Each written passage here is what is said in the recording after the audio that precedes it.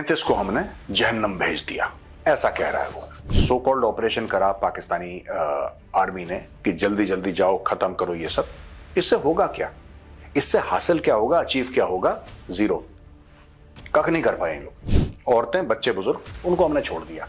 और ये जो 60 मारे हैं ये पाकिस्तानी फौज के हैं। आप पूरा देखिए ना, अगर 150 लोग नहीं मरे होते तो जहां पे ये वारदात हुई है, जहां पे हाईजैकिंग हुई है ट्रेन की, जहां पे बलोच फ्रीडम फाइटर्स ने अटैक करा है, वहां पे आप 150 ताबूत क्यों भेज रहे हैं? आप 150 कॉफिन वहां पे क्यों भेज रहे हैं?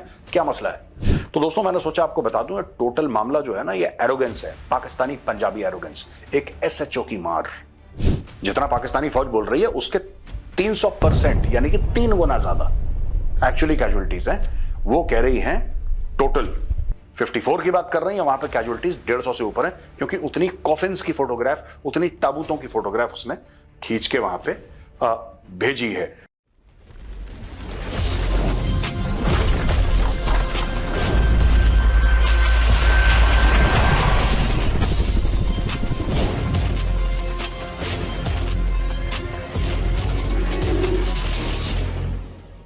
जय हिंद दोस्तों, मैं हूं मेजर गौरवारी और आप देख रहे हैं द चाणक्य डायलॉग्स। कल जो मैंने वीडियो बनाया था दोस्तों, BLA ने जो ट्रेन हाईजैक करी थी, उसमें कई सारे आपके सवाल थे और उन सवालों में से कुछ सवालों का आज मैं जवाब देने की कोशिश करूंगा। इसके पहले कि वीडियो शुरू हो, ये है the Chanakya diaries, premium magazine on defence, geopolitics and national security. अगर हथियारों का आपको शौक है, अगर आप पढ़ना चाहते हैं वेपन्स के बारे में, अगर आप पढ़ना चाहते हैं कि जियोपॉलिटिकल सिनेरियो किस तरीके से हो रहा है। कई लोगों ने मणिपुर के बारे में जानने की कोशिश की थी कि साहब मणिपुर जल रहा है क्यों, इसके कारण क्या है, क्या कुछ फॉरेन इंटरफेरेंस की बात है। अगर आप सबमरीन्स के बारे में या 5th जनरेशन फाइटर जेट के बारे में, सारे के सारे आर्टिकल्स हैं रिटन बाय टॉप एक्सपर्ट्स। आप नीचे लिंक पे जाइए, डिस्क्रिप्शन बॉक्स में लिंक है, पिन कमेंट्स में लिंक है, आप जाके क्लिक कीजिए और अपनी कॉपी वहां से आप खरीद सकते हैं। ये है द चाणक्य डायरीज। अब दोस्तों, बात यह है कि ये जो पूरा ऑपरेशन हुआ और पाकिस्तानी फौज का ये कहना है कि साहब ऑपरेशन हमने पूरा का पूरा खत्म कर दिया है और हमने 33 BLA वाले मार दिए हैं और 21 हॉस्टेजेस भी खत्म हो गए हैं जो BLA वालों ने मार दिया। अब ये सब ISPR के director general lieutenant general Ahmed Sharif Chaudhry ने बोला कि 33 टेररिस्ट्स को, ये कह रहे हैं, ये इनको टेररिस्ट बोलते हैं। हम तो भाई कहते हैं टेररिस्ट नहीं है, BLA वाले हैं, फ्रीडम फाइटर्स हैं, these are freedom fighters. ISPR वाला कहता है, लेफ्टिनेंट जनरल चौधरी, कि ये 33 को हमने जहन्नम भेज दिया, ऐसा कह रहा है वो। ठीक है ना। सबसे पहले मैं पाकिस्तानी आर्मी को एक्सपोज करना चाहता हूं। आज से 1 साल पहले DG ISPR एक मेजर जनरल हुआ करता था। इन्होंने अपनी खुद की एक वैकेंसी बढ़ा ली। ऐसे चोरी करते हैं लोग। आप कभी भी देखना किस तरीके से पाकिस्तानी फौज पाकिस्तानी आवाम की हड्डियों में से गूदा निकालती है। आपको पता भी नहीं है, मैं पाकिस्तानियों से बोल रहा हूं, आपको नहीं पता। आपको पता है 1-1.5 साल पहले मेजर जनरल की वैकेंसी होती थी, इन्होंने अपग्रेड करके इसको लेफ्टिनेंट जनरल बना दिया। अब इसका पैसा आपकी जेब से जाएगा, मैं पहले आपको यह बता दूं। अच्छा दोस्तों, ये जो पूरा सो कॉल्ड ऑपरेशन करा पाकिस्तानी आर्मी ने कि जल्दी जल्दी जाओ, खत्म करो ये सब, इससे होगा क्या? इससे हासिल क्या होगा, अचीव क्या होगा? जीरो, कख नहीं कर पाए लोग। मैं आपको बताता हूं क्यों। क्योंकि ये सिलसिला नहीं रुकेगा। आप जड़ पे नहीं जा रहे और ये जड़ पे नहीं जाएंगे। जड़ वो है कि बलोच ऐसा मानते हैं कि उनके साथ जुल्म हुआ है, जो कि सही मानते हैं बिल्कुल वो लोग। और दूसरी चीज यह है कि उनके भाई, बाप, बेटे, इनको डिसअपियर कर दिया है। औरतों के साथ गलत सलूक, रेप वगैरह, ये सब आम चीज है बलूचिस्तान में। प्लस बलूचिस्तान के जो मैसिव मिनरल रिसोर्सेज हैं वो वहां से लिए जाते हैं। सुई से गैस ली जाती है, एक जगह सुई गांव है, वहां से गैस ली जाती है जिससे लाहौर के चूल्हे जलते हैं। ठीक है। लेकिन वो बूढ़ी बलोच मां जो खाना बना रही है, उसकी आंखें पथरा गईं, उसकी लंग्स, उसके फेफड़े खराब हो गए, क्योंकि वो जंगल जाती है और वहां से लकड़ियां लेके अपने बच्चों के लिए खाना बनाती है। उसका पहला हक है सुई गैस पे, उसको अपना हक नहीं मिलता। कोई पाकिस्तानी पंजाबी है जो घर में लाहौर में अपना खाना पका रहा है बलूचिस्तान की गैस से।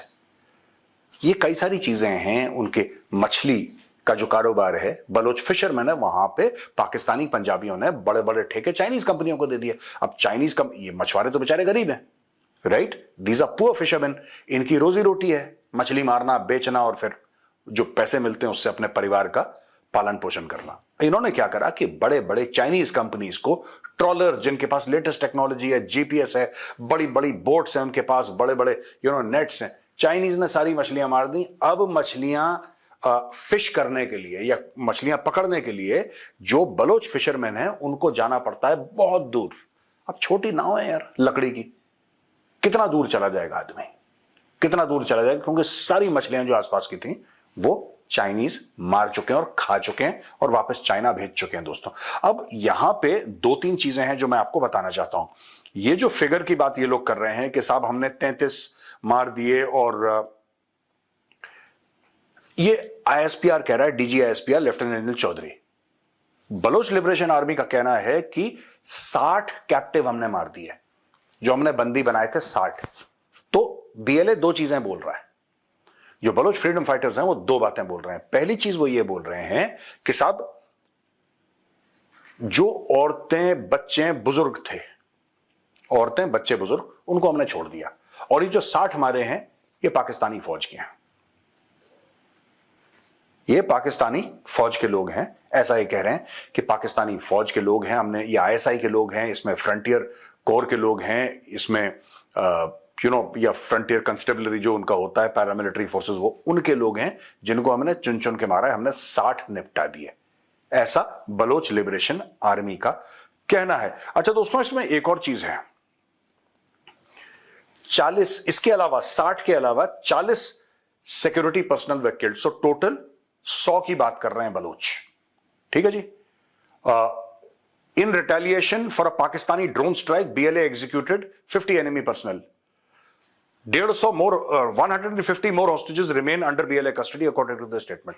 वो कह रहे हैं कि जो ट्रेन का मामला है खत्म नहीं हुआ, क्योंकि वो हॉस्टेजेस को लेकर पहाड़ चले गए। कई मीडिया आउटलेट्स ये बात बता रही हैं, लेकिन एक ओरिजिनल सोर्स है एएफपी का, एक एएफपी का फोटोग्राफर है क्वेटा में, उसने फोटो खींची है और ये फोटो वायरल हो रही है। ये फोटो हो रही है वायरल। अब ये फोटो क्यों वायरल हो रही है?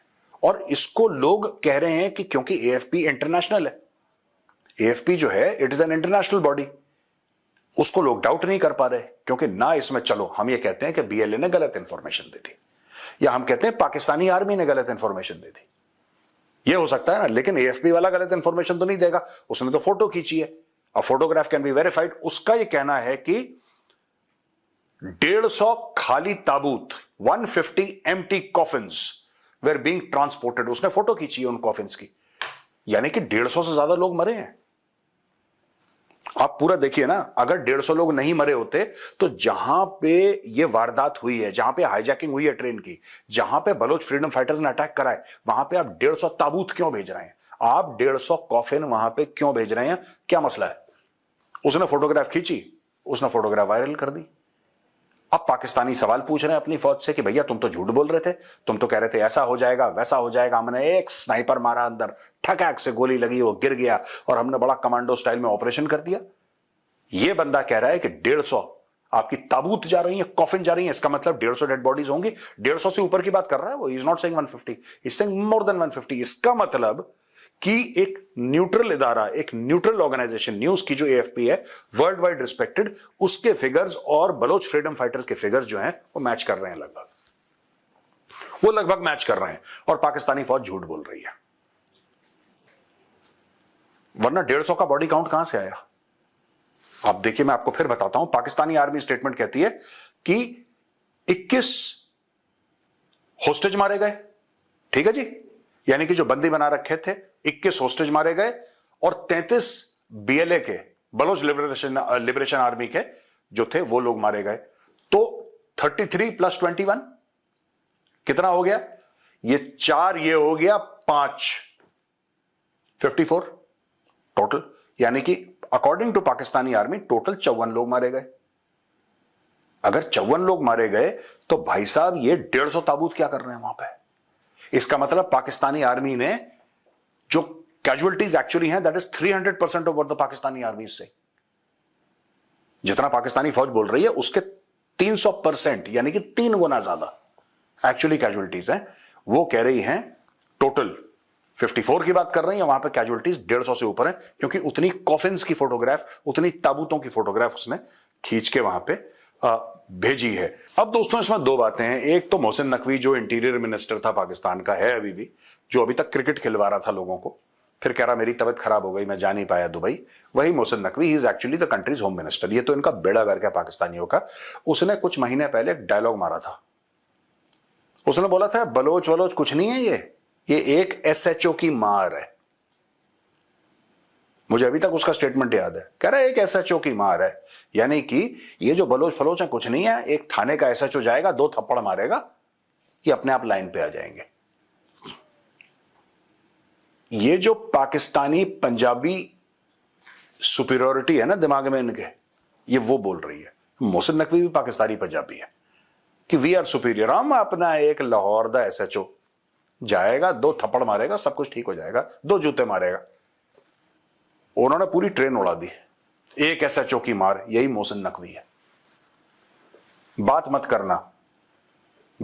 करना, कभी किसी से कोई डिस्कशन मत करना, सिर्फ कलमे वाली उंगली का इस्तेमाल करना कि गोली मार दो लोगों को, इतना मार दो लोग सहम जाएं और चुपचाप रहें। फिर यह पाकिस्तानी आर्मी का प्लान है। आप कह रहे हैं कवर्डली अटैक है, ये कह रहे हैं कवर्डली कैसे है?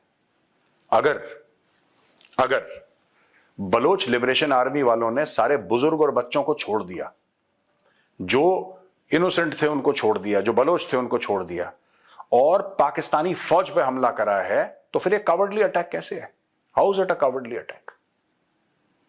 अब बताइए ना, कैसे कह सकते हैं आप कवर्डली अटैक है? मैं नहीं मानता। I don't feel it is a cowardly attack. They are fighting for the freedom यार। वो अपनी फ्रीडम, जब इंसान अपनी जान दे रहा है और वो फ्रीडम के लिए लड़ रहा है, तो he is fighting for his freedom. दूसरी चीज है दोस्तों कि एक आखिरी पॉइंट में यह भी मेंशन करना चाहता हूं कि क्या, देखिए, पाकिस्तान आज तक जो पैसे कमा रहा था ना, वो इसीलिए पैसे कमा रहा था पाकिस्तान कि पाकिस्तान में कोई इंडस्ट्री नहीं है। ये सब फालतू की बातें, हम बॉल बना के बेचते हैं, फीफा में इस्तेमाल होती है, सब फ्रॉड है ये, ठीक है ना? वो ब्रांड भी किसी और का लगता है, वरना मेड इन पाकिस्तान लिख दे तो बॉल भी ना बिके। वो डर के मारे लोग सोचेंगे बॉल के अंदर ही कोई RDX है, बम वम है। ठीक है जी। ये जो जियोपॉलिटिकल चेसबोर्ड बन रखा ना पूरा मामला, यह हमें समझने की जरूरत है। पाकिस्तान को आज तक इंपॉर्टेंस इसलिए दिया गया क्योंकि पाकिस्तान की एक स्ट्रेटेजिक, जियो स्ट्रेटेजिक लोकेशन है। इसलिए नहीं कि पाकिस्तान कुछ बनाता है या पाकिस्तान के पास पैसे हैं या पाकिस्तान का कोई डिप्लोमेसी तगड़ी है, नहीं। वो जो ऊपर वाले का दिया हुआ है यार कि ये पाकिस्तान है और अब बगल में अफगानिस्तान है, इधर ईरान है, इधर चाइना, इधर इंडिया, इसलिए पाकिस्तान की बल्ले बल्ले। That's it. अपना खुद कुछ नहीं है, अपने नेबर्स की वजह से पाकिस्तान इंपॉर्टेंट है। और दोस्तों ये इलाका जलता रहेगा। क्यों? एक, आपने बलोच से उनका हक छीन लिया, उनके भाई मार दिए, अब वो छोड़ेंगे नहीं, पहली चीज। दूसरी चीज ये है कि ये इलाका ऐसे ही उबलता रहेगा, it will keep on boiling, because Balochistan Iran में भी है, बलोच आपके अफगानिस्तान में भी है, तो 3 देशों का इलाका है इनका, और ये तो उबलता रहेगा मामला। ये कह रहे हैं कि सब सैटेलाइट फोन से ये लोग अपने मास्टर्स के साथ टच में थे अफगानिस्तान में, तो होंगे क्योंकि अफगानिस्तान में वो मानते ही नहीं ना। देखो, आपको एक बात समझनी पड़ेगी। ये कहते हैं कि अफगानिस्तान दूसरा मुल्क है, पाकिस्तानी कहते हैं, अफगान कहते हैं कि ड्यूरेंट लाइन फ्रॉड है। आप जो ड्यूरेंट लाइन बना, हम मानते ही नहीं इसको। वो कहते हैं अटक तक इलाका जो है ग्रेटर अफगानिस्तान का है, till Attock the complete area is Afghan area. Baloch कहते हैं हम मानते ही नहीं। वो जब अफगानिस्तान जाते हैं या ड्यूरेंट लाइन के पार वाले एरिया को, जिसको हम अफगानिस्तान समझते हैं, जब बलोच जाते हैं वो कहते हैं मानते ही नहीं, अफगानिस्तान है तो घर है हमारा, हम तो घर जा रहे हैं अपने। तो यू सी, पाकिस्तान के जितने भी एरिया हैं, बलोचिस्तान और Khyber Pakhtunkhwa, more than 65% of Pakistani land, is disputed. It is not a small part of Pakistan that is disputed. More than 65% of total Pakistan's landmass is disputed. ठीक है? UN ने इसके ऊपर कोई, they have not passed any, there is no UN noting on this. That is true. But UN से तो बड़े लोग होते हैं ना। जब लोग आपको नहीं पसंद कर रहे तो फिर UN क्या कर लेगी बीच में? पाकिस्तानी UN का गाना गाते हैं, UN ने ऐसा, UN ने, UN की क्या वैल्यू है? जीरो वैल्यू है यूएन की। रशिया यूक्रेन की लड़ाई हो गई, यूएन ने रोक ली। इजराइल हमास की हो गई, यूएन ने कुछ करा? कौन से यूएन का चुनचुना बजा रहे हो? जब लोग आपको पसंद नहीं करते, जब लोग आपसे नफरत करते हैं, तो फिर यूएन क्या कर लेगा बीच में। तो दोस्तों मैंने सोचा आपको बता दूं, टोटल मामला जो है ना, ये एरोगेंस है, पाकिस्तानी पंजाबी एरोगेंस। एक एसएचओ की मार, ये कहता है मोहसिन नकवी, एक एसएचओ की मार है। तो अब मैं मोहसिन नकवी से आज ये पूछता हूं कि क्यों मोहसिन नकवी साहब एसएचओ की मार है? यही है ना एसएचओ की मार। हर एक पाकिस्तानी पंजाबी को बलूचिस्तान में ट्रैक किया जा रहा है, हर एक चाइनीज को ट्रैक करा जा रहा है। वो कहते हैं कि यू आर नॉट वेलकम। ये बात है और ये सच है। They are tracking every single Pakistani Punjabi in Balochistan. और यही चीज अब खैबर पख्तूनख्वा में होने वाली है। It is going to spread to Khyber Pakhtunkhwa. आप देखना, आप इसको डिनाई नहीं कर सकते। ये होगा आज नहीं तो कल, नहीं तो अगले साल, ये होना है, राइट? फिर पंजाबीज के लिए 65% of Pakistan will become a no go area. They will not be able to enter. ना पाकिस्तानी पंजाबी फौज, ना पाकिस्तानी पंजाबी पुलिस, ना पाकिस्तानी पंजाबी एफसी, कोई भी इदारा जिसमें कोई भी पाकिस्तानी पंजाबी हो, उनके लिए खैबर पख्तूनख्वा और Balochistan will become a no go area. जा सकते हो आप बिल्कुल, आपका पूरा हक है जाने का, वापस आने की कोई गारंटी नहीं है। तो दोस्तों यहां पे मैं आज का वीडियो करता हूं खत्म। आई होप आपको वीडियो पसंद आया होगा। अगर वीडियो पसंद आए तो उस वीडियो को लाइक करिए, हमारे चैनल को सब्सक्राइब करिए, बेल आइकन दबाना बिल्कुल मत भूलिएगा। जय हिंद, वंदे मातरम, भारत माता की जय।